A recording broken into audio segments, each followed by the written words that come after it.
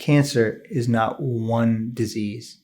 It's hundreds of different diseases that share the underlying thread of uncontrolled cell growth. So the symptoms depend on which organ has the cancer, where it's located, and what might happen if a growth occurs in that organ.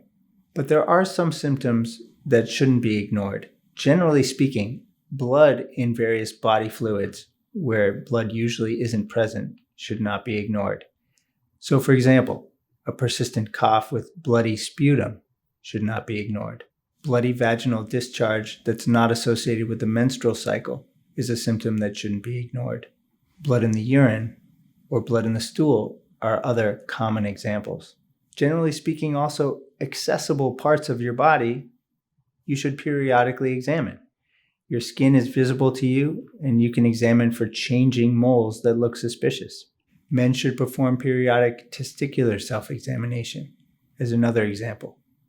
If you feel a lump in a part of your body where nothing used to exist and this is changing, that's something you should alert your doctor to. At stage 4, which means metastatic cancer, the highest stage, all cancers do start to share some hallmark symptoms. This might include weight loss, where you're not trying to deliberately lose weight, or overwhelming fatigue.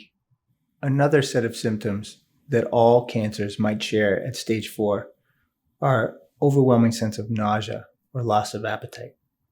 So to recap, there is no one symptom that means a patient has cancer, because cancers really are hundreds of different diseases, each causing its own set of symptoms.